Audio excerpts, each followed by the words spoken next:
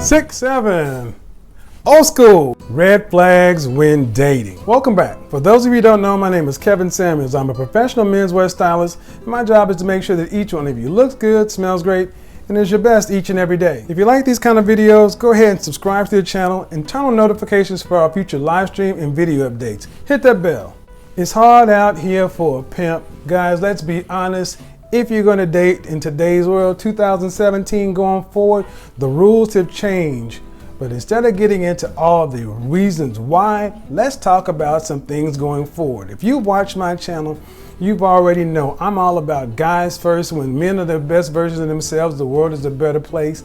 Men, know what you're worth. Have some standards because you are the prize.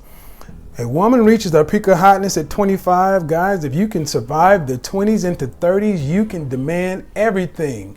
When you're out there grinding, building your business, not getting caught up, not having babies out of wedlock, not getting married too soon or at all, you're going to become more valuable. As you start to build your career, build your business, just do you.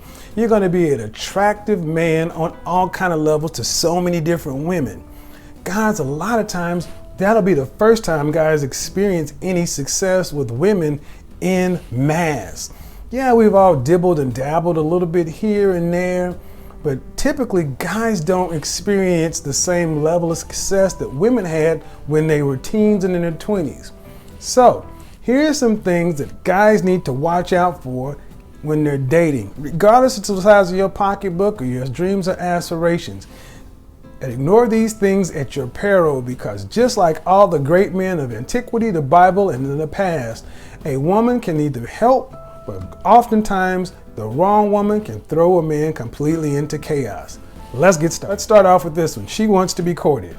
Yep, she wants to be courted. Now I know there's some guys are probably thinking, hey Kevin, you kind of talk like a traditional man. What's wrong with her wanting to be courted? Nothing if she's truly a traditional woman. But typically women want to be courted because they want all the benefits of traditional femininity and gender roles, but they ain't bringing none of that stuff to the table. This is just another way of asking you to simp. Very few westernized women deserve to be courted. I say it again, very few westernized women deserve to be courted. You guys fought for equality. You're my equal. You wanted equal pay. You wanted equal rights, well, you need to get equal lefts. You wanted to be courted. That ain't gonna happen. We are equals. Deal with it. Thank Feminism 101, your mamas and your grandmamas. This is the world. Ladies, if you're watching, understand this is what men are on the lookout for. So if you're asking some guy to court you, what are you bringing to the table other than sex and debt?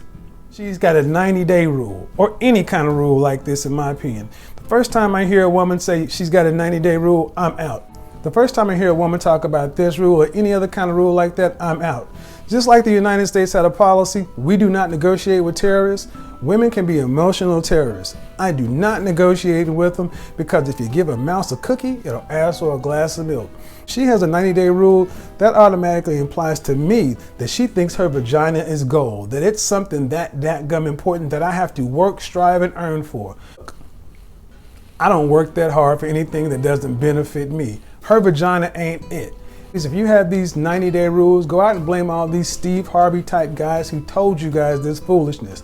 That is man repellent. Rule on day one, in the other 89 days, it'll be you playing with your cat by yourself. Next, she's a single mother. I'm not gonna bash single mothers or anything like that, but bottom line, there used to be a time when a woman had a baby out of wedlock, it was few and far between. And there was some shame that went along with it, enough to where they didn't keep going out and doing it over and over again. Now it's a badge of honor. You as a man are worth too much and too valuable. If you've got your head on straight, you're out doing your thing, working your business, taking care of your business, you should not be forced to pick from a crop of women who've already had another man's children. You should not have to go out here and fight the world, build such and so forth, to come home to a woman that you will at best be the fourth or fifth most important thing in her life. You deserve better than that.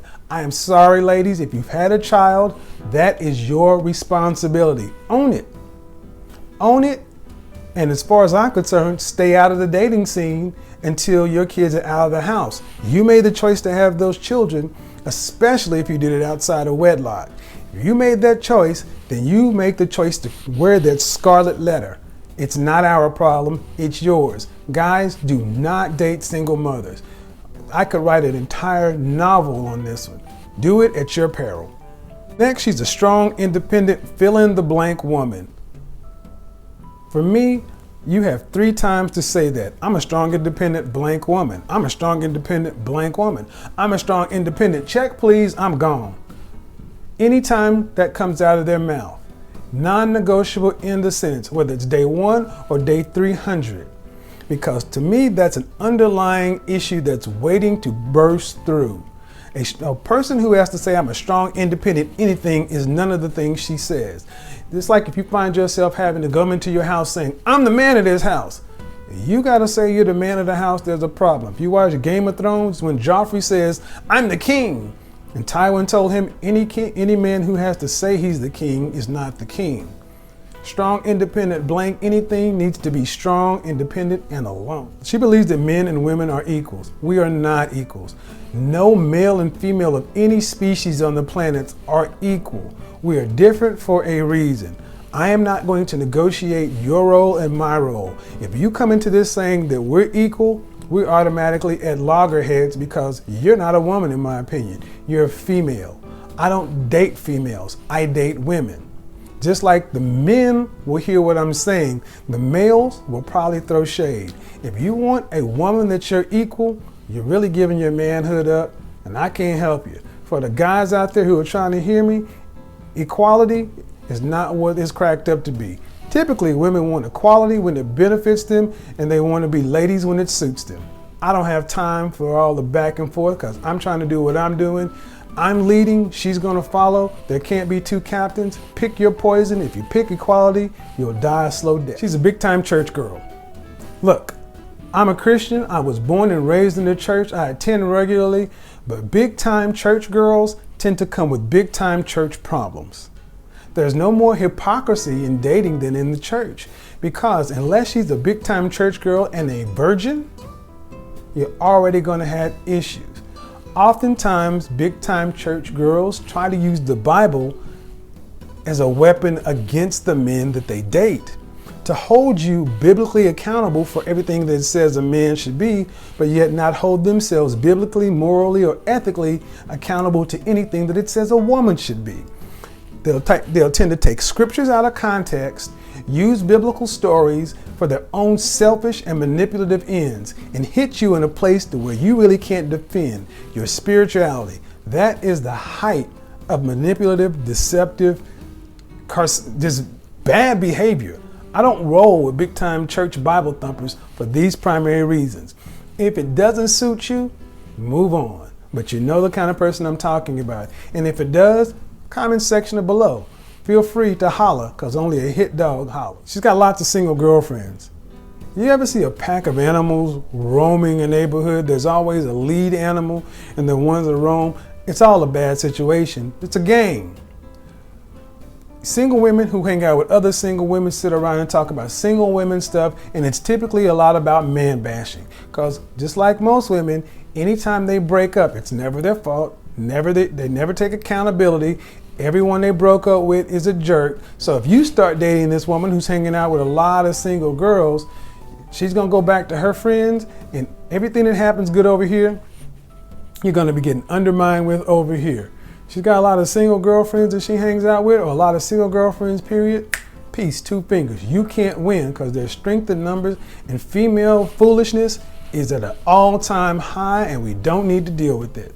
Avoid women that got a lot of single friends. And another thing, women that have a lot of single friends don't typically hang out with women who are in relationships or married because they themselves don't know how to be. They know single. Let them stay single. It's gonna hurt.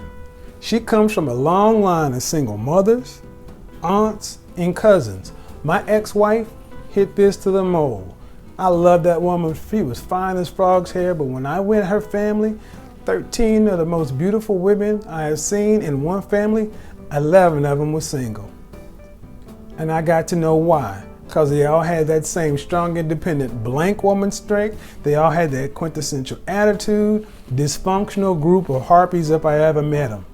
Nice enough people when you meet them one-on-one, but if you have a long line of single mothers, aunts, and cousins, you have generational curses, problems, and things in that family.